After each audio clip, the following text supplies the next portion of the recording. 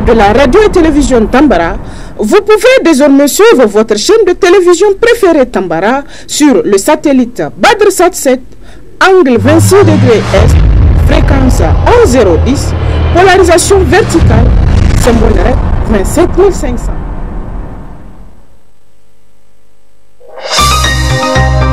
Suivez le journal avec STM Transport Voyageurs, une nouvelle façon de voyager.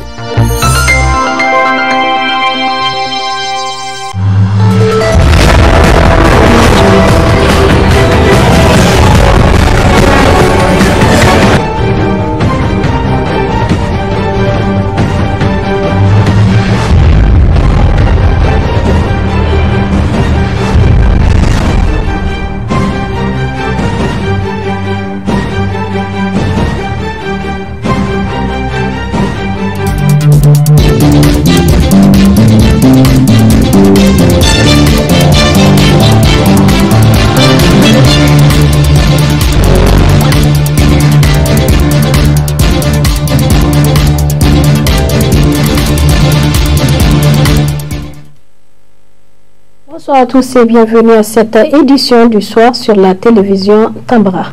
Le palais des congrès a servi de cadre cet après-midi pour la conférence sur le patrimoine paléontologique et archéologique du Niger. L'objectif de cette conférence est de présenter la découverte des fossiles de dinosaures faite par le docteur Paul Sereno et son équipe. D'autres détails avec Mohamed Issifou et Ibrahim Kantama.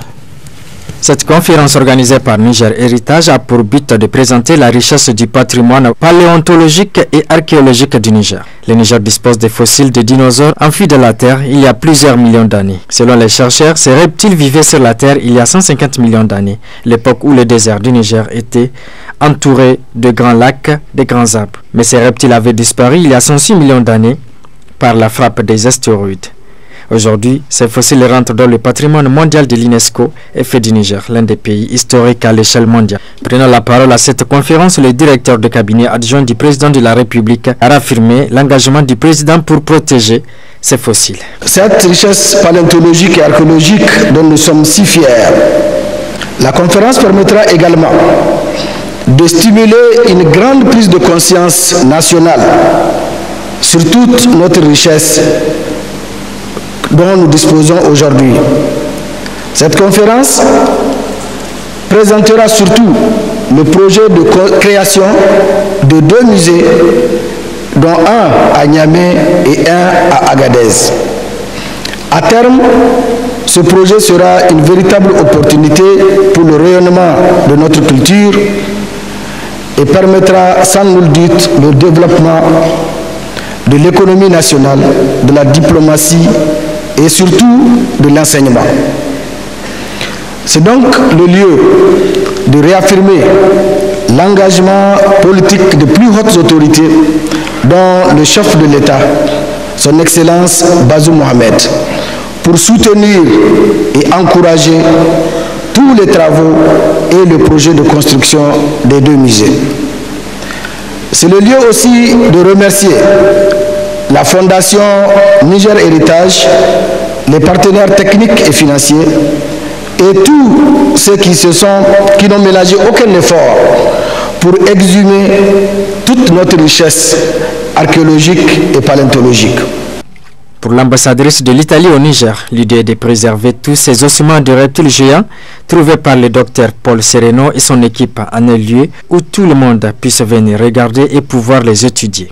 L'idée, c'est de préserver tout ce qui a été trouvé, qui est énorme, préservé pour les générations futures.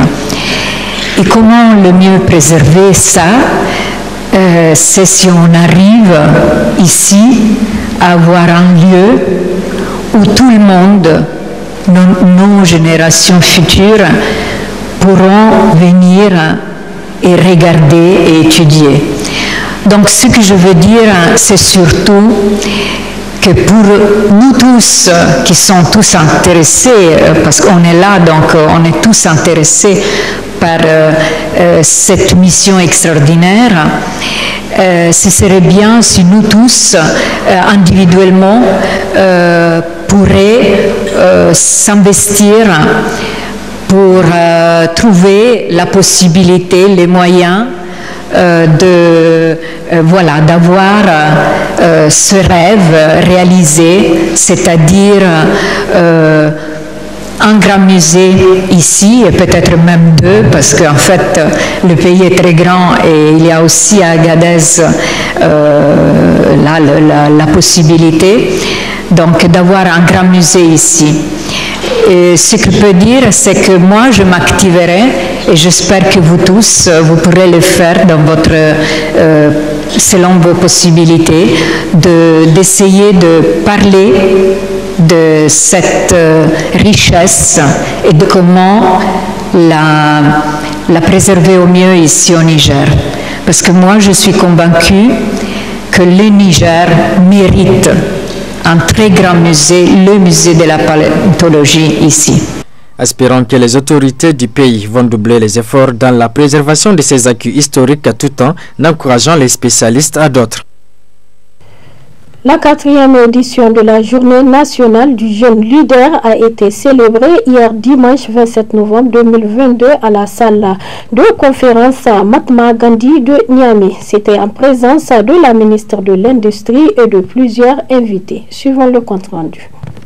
Célébrée chaque année, la Journée nationale des jeunes leaders est une initiative du cabinet Jeunes Leaders d'Afrique dont l'objectif vise à autonomiser les jeunes dans l'entrepreneuriat afin de relever les défis liés à l'emploi dont ils font face. Nous intéresser à la jeunesse est pour nous plus qu'un devoir. Ce sont nos petits frères et nos petites sœurs. Ce sont nos enfants. Et lorsque nous analysons l'environnement, nous découvrons que nous avons en moyenne plus de 50 000 diplômés qui sortent chaque année des écoles et instituts et universités supérieures. Et nous nous posons la question, comment nous pouvons développer notre pays avec ces chiffres de demandeurs et de chercheurs d'emploi? Alors est née la Journée nationale du jeune leader avec une mission, un but fondamental, transformer les demandeurs d'emploi en des créateurs d'emplois. La représentante de la 4e édition des jeunes entrepreneurs témoigne de leur engagement devant les autorités. Nous, ambassadeurs de la 4e édition de la Journée nationale du jeune leader, considérant la réalité du marché de l'emploi caractérisé par un taux élevé de chômage, considérant que la fonction publique ne peut employer tous les demandeurs d'emploi, considérant que les jeunes représentent plus de 70% de la population nigérienne, considérant la position du Niger au Sahel et tout ce que cela représente comme défi, considérant l'environnement économique qui réclame la contribution de tous les Nigériens au développement du pays, convaincus que l'entrepreneuriat est la meilleure alternative à la relance de la croissance économique. Profitant des formidables et enrichissantes journées de formation et d'accompagnement à l'entrepreneuriat et au leadership dont nous avions bénéficié depuis le début de cette année, nous engageons solennellement à appliquer tout ce que nous avons appris dans nos activités quotidiennes, transmettre tout ce que nous avons appris à notre entourage en incarnant le changement. Mobiliser les autres jeunes pour le développement économique du Niger en renforçant leur leadership. Être apporteur des valeurs ajoutées et non une contrainte pour la communauté. Enfin, nous nous engageons solennellement à emprunter le chemin de l'entrepreneuriat. Par ailleurs, la ministre de l'Industrie et de l'Entrepreneuriat des jeunes a rappelé l'accompagnement de son département ministériel envers ces jeunes et aussi de l'importance de l'entrepreneuriat. Il est utile de rappeler que mon département ministériel n'a jamais manqué d'écoute et d'engagement en faveur de notre jeunesse en les accompagnant avec des politiques incitatrices pour tous les acteurs, notamment le secteur privé. Avec nos partenaires, le gouvernement a mis en place des réformes institutionnelles et des outils d'accompagnement technique et financier devant permettre de soutenir notre jeunesse. Et tous les acteurs de l'écosystème entrepreneurial à jouer pleinement leur rôle pour inciter, créer et développer des startups et entreprises compétitives et qui influeront significativement sur notre économie. Nous devons pouvoir bâtir des entreprises qui incluent dans ce modèle tous les indicateurs de performance et secteurs pourvoyeurs de richesse. Améliorer notre chaîne de valeur en matière agricole, tirer avantage du numérique, capitaliser sur l'économie sociale et solidaire, l'inclusion sociale et financière des jeunes, développer des filières porteuses telles que le tourisme, la culture, l'artisanat, l'agroalimentaire, etc. Former, encadrer et accompagner notre capital humain pour avoir des ressources humaines compétitives et compétentes de qualité permet ainsi de faire de notre pays une puissance démographique, mais surtout une puissance économique dont la jeunesse en sera le vecteur. Notons que cette journée nationale des jeunes leaders contribue à booster l'entrepreneuriat et le leadership des jeunes afin d'impacter positivement l'écosystème économique et social, d'où l'intérêt pour les autorités d'accompagner davantage ces jeunes. L'ONG Chronique Café a organisé samedi dernier un deuxième numéro du concept Chronique Café sur le thème Investir la relation à plaisanterie. Le compte rendu Zainab Gagara et Abdulmouni Abdraman. Encourager le dialogue intergénérationnel est l'objectif visé à travers l'organisation de ce deuxième numéro de Chronique Café placé sous le thème Investir la relation à plaisanterie. Cette conférence centrée sur la parenté à plaisanterie, un moyen de décrispation sociale, va contribuer au maintien de ce patrimoine. La coordonnatrice de l'ONG Chronique Juridique est revenue sur l'importance de cette thématique. Le débat Chronique Café, c'est des experts nigériens qui parlent à des jeunes Nigériens sans l'intermédiaire de quelqu'un. C'est ça le concept. Et je suis très fier que le deuxième numéro porte sur la parenté à plaisanterie. Je suis Soraï. Je suis né dans une communauté où on m'a dit que les Touaregs étaient mes cousins. Je suis né dans une communauté où on m'a dit que les Germains étaient mes cousins. Mais on ne m'a jamais dit pourquoi. Ça a commencé quand et pourquoi pas. On m'a dit que je suis aussi la cousine des Bouzous. Mais on ne m'a pas dit que j'étais la cousine des Hausa, on ne m'a pas dit que j'étais la cousine des Peuls. Donc moi, ça me plairait aujourd'hui d'écouter un expert sur les raisons pourquoi je suis cousine aux Touaregs et pas aux Peuls. Donc, tout en remerciant la presse. Aujourd'hui, j'ai tout le Niger dans cette salle. Nous ne parlerons pas politique, nous ne parlons pas syndicat. Nous allons parler de nous, de notre valeur commune, de notre cohésion et de ce qui fait que nous sommes Nigériens. Une occasion qui a permis aux conférenciers de faire l'historique de la parenté à plaisanterie afin de revenir sur les voies et moyens initiés pour le maintien de cette pratique sacrée. La relation à plaisanterie doit être préservée, sauvegardée pour les générations à venir. De plus, elle contribue à l'affirmation de la diversité culturelle dans un monde aux prises avec la monotonie de l'uniformisation. Mais que faut-il entendre par relation à plaisanterie? C'est une pratique ancienne signalée en Afrique de l'Ouest, en Afrique centrale, en Afrique australe et à Madagascar. Une relation qui s'institue entre deux personnes, entre plusieurs groupes de personnes ayant ou non des liens consanguins. Le concept Chronique Café, une initiative de l'ONG Chronique Juridique, appréciée par les participants à cette conférence. Chronique Juridique entend s'inscrire dans une logique à satisfaire les Nigériens et à ne pas s'inscrire dans une logique de complaisance ou de faire plaisir simplement. D'aider les Nigériens à comprendre un certain nombre de choses, de les édifier sur un certain nombre aussi de thématiques.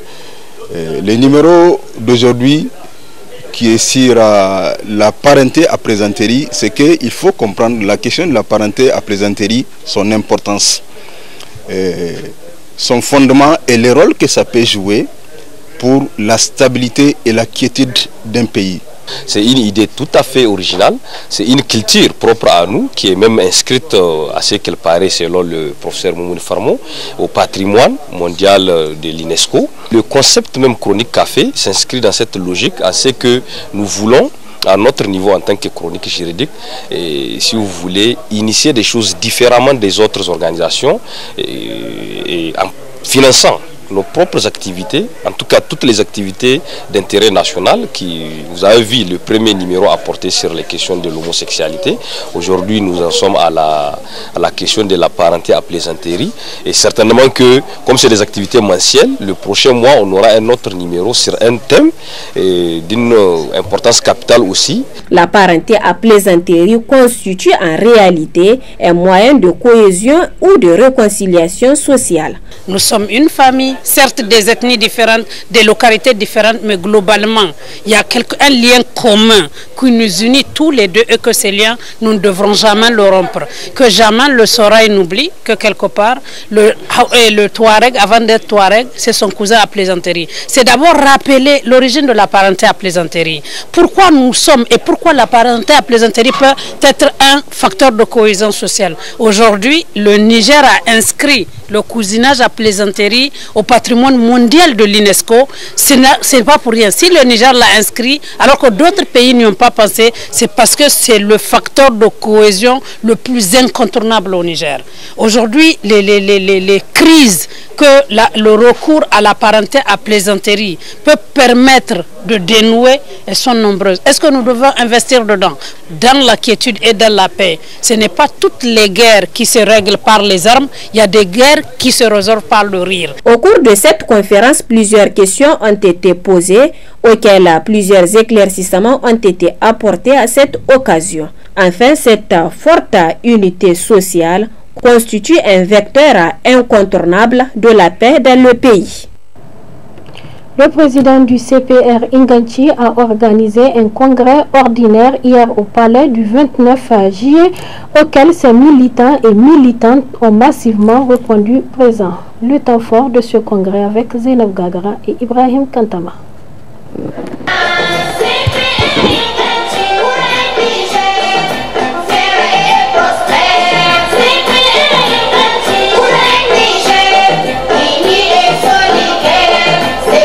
C'est en présence d'une marée de militantes et militants du Congrès pour la République CPR Inganchi que s'est tenu ce deuxième congrès ordinaire placé sous le thème « L'engagement pour la construction d'une force politique nationale ». Un événement important dans la vie du parti qui a vu la présence de plusieurs militantes et militants du CPR Inganchi venus des 4 coins du pays. Le président national de la convention régionale de Niamey s'est dû réjouir à cette occasion. La convention régionale de Niamey reconnaît par ma voix le privilège qu'il y est fait d'abriter cet événement de la plus haute importance dans la vie de tout parti politique.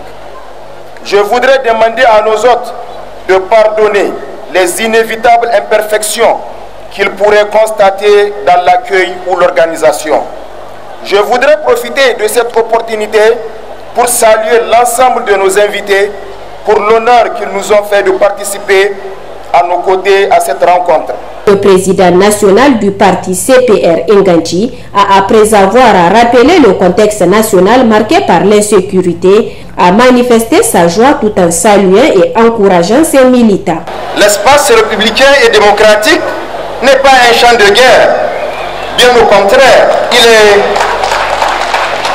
il s'agit d'un espace ouvert à la compétition saine, à la tolérance et au franc jeu.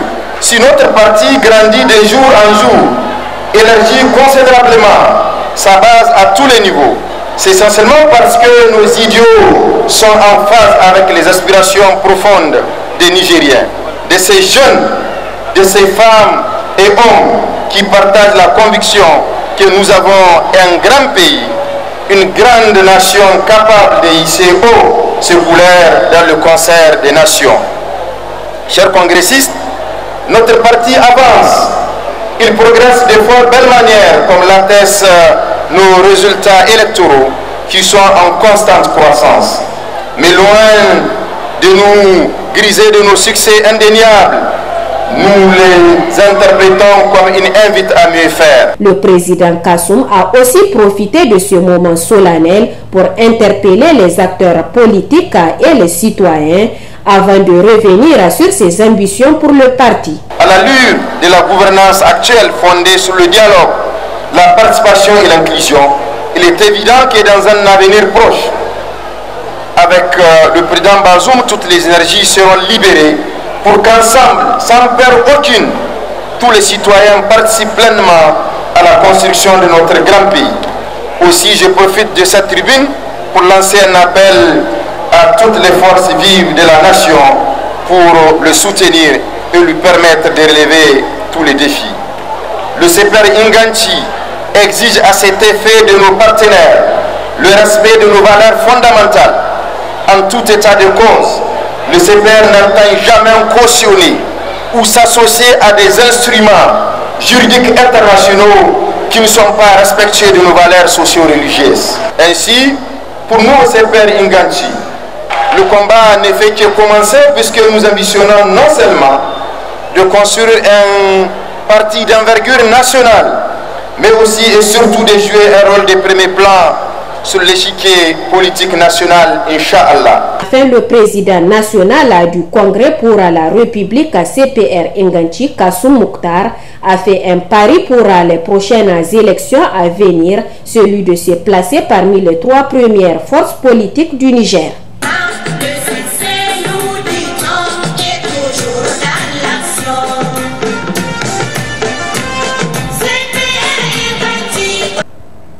La première édition du Forum communal de la jeunesse de Liboré a été officiellement lancée par le maire de la commune de Liboré le dimanche 27 novembre 2022.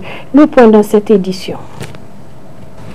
La participation citoyenne et la cohésion sociale des jeunes pour un développement harmonieux est le thème retenu pour lancer la première édition du Forum communal de la jeunesse de Liboré, rentrant dans le cadre des activités tournantes des communes de département de Kolo.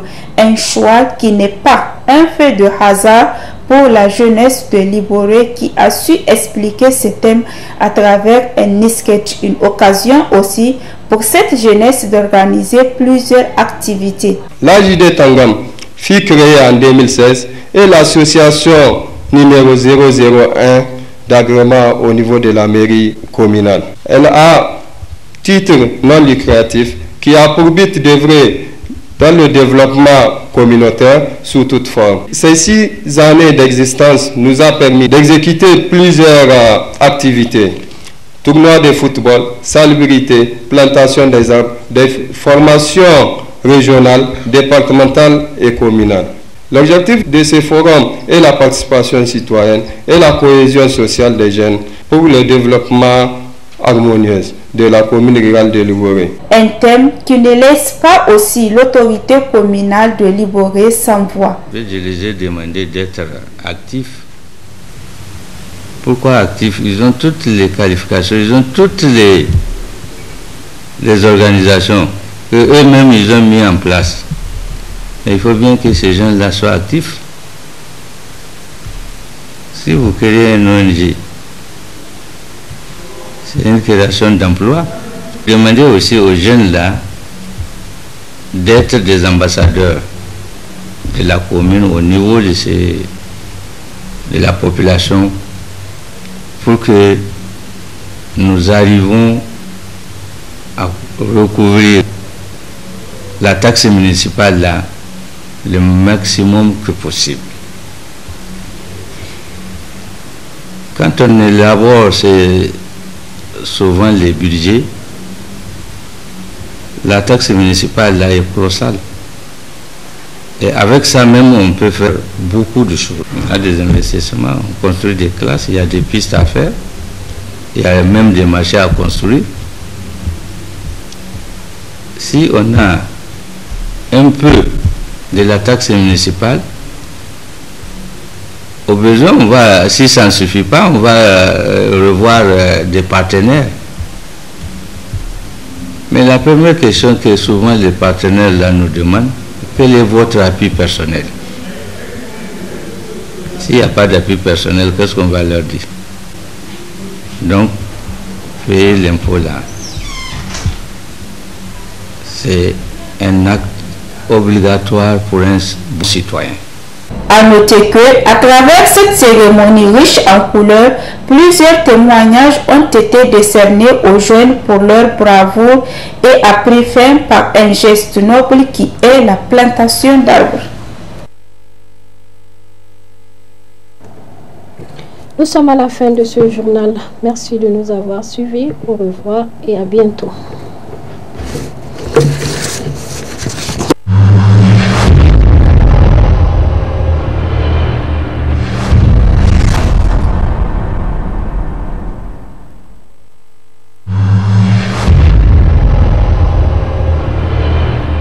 Chers auditeurs et téléspectateurs de la radio et télévision Tambara, vous pouvez désormais suivre votre chaîne de télévision préférée Tambara sur le satellite BadrSat 7, angle 26 degrés Est, fréquence 11010, polarisation verticale, symbole REC 27500.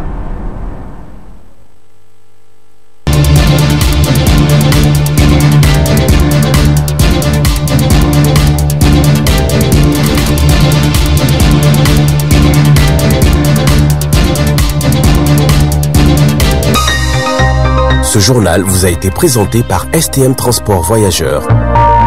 Une nouvelle façon de voyager.